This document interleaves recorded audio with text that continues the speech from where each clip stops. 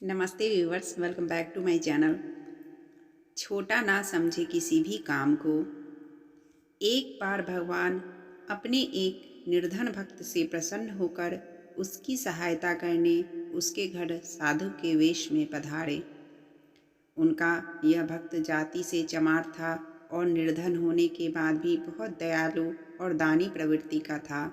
वह जब भी किसी साधु संत को नंगे पांव देखता तो अपने द्वारा गांठी गई जूतियाँ या चप्पलें बिना दाम लिए उन्हें पहना देता। जब कभी भी वह किसी असहाय या भिखारी को देखता तो घर में जो कुछ मिलता उसे दान कर देता। उसके इस आचरण की वजह से घर में अक्सर फाका पड़ता था। उसकी इन्हीं आदतों से परेशान होकर उसके माँ बाप ने उसकी शादी करके उसे अलग कर दिया ताकि वह गृहस्थी की जिम्मेदारियों को समझे और अपनी आदतें सुधारे। लेकिन इसका उस पर कोई असर नहीं हुआ और वह पहले की ही तरह लोगों की सेवा करता रहा। भक्त की पत्नी भी उसे पूरा सहयोग देती थी। ऐसे भक्त से प्रसन्न होकर ही भगवान उसके घर आए थे ताकि वे उसे कुछ देकर उसकी निर्धनता दूर कर दे तथा भक्त और अधिक ज़रूरतमंदों की सेवा कर सके। भक्त ने द्वार पर साधु को आया देख अपने सामर्थ्य के अनुसार उनका स्वागत सत्कार किया। वापस जाते समय साधु भक्त को पारस पत्थर देते हुए बोले, इसकी सहायता से तुम्हें अथाह धन संपत्ति मिल जाएगी और तुम्हारे सारे कष्ट दूर हो जाएंगे। तुम इसे संभाल कर रखना।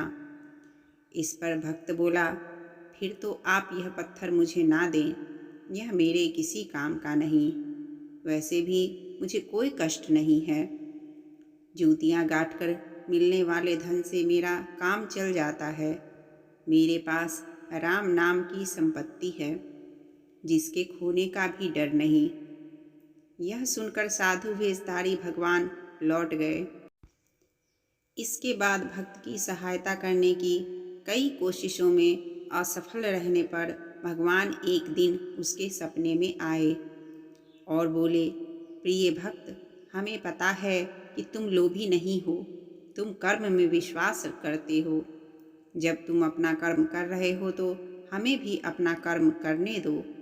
इसलिए जो कुछ हम दे उसे सहर्ष स्वीकार करो। भक्त ने ईश्वर की बात मान ली और उनके द्वारा की गई सहायता और उनकी आज्ञा से एक मंदिर बनवाया और वहाँ भगवान की मूर्ति स्थापित कर उसकी पूजा करने लगा। एक चमार द्वारा भगवान की पूजा किया जाना पंडितों को सहन नहीं हुआ। उन्होंने राजा से इसकी शिकायत कर दी। राजा ने भक्त को बुलाकर जब उससे पूछा तो वह बोला, मुझे तो स्वयं भगवान ने ऐसा करने को कहा था।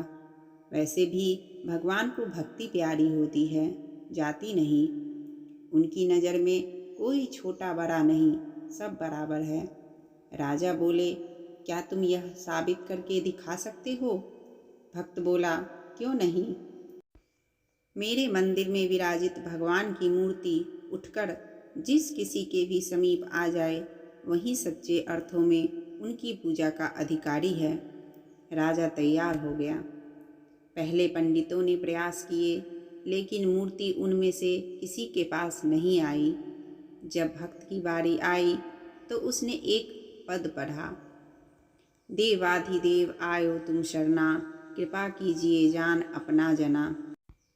इस पद के पूरा होते ही मूर्ति भक्त की गोद में आ गई। यह देख सभी को आश्चर्य हुआ। राजा और रानी ने उसे तुरंत अपना गुरु बना लिया। इस भक्त का नाम था रविदास। जी हाँ, वही जिन्हें हम संत रविदास जी या संत रैदास जी के नाम से भी जानते हैं, जिनकी महिमा सुनकर संत पीपाजी, श्री गुरु नानक देव जी, श्री कबीर साहिब जी और मीराबाई जी भी उनसे मिलने गए थे। यहाँ तक कि दिल्ली का शासक सिकंदर लोदी भी उनसे मिलने आया था। उनके द्वारा रचित पदों में से 39 को श्री गुरु ग्रंथ साहिब में भी शामिल किया गया है।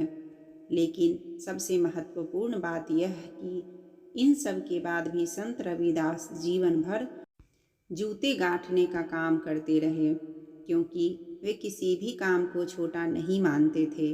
जिस काम से किसी के परिवार का भरण पोषण होता हो, वह छोटा कैसे हो सकता है।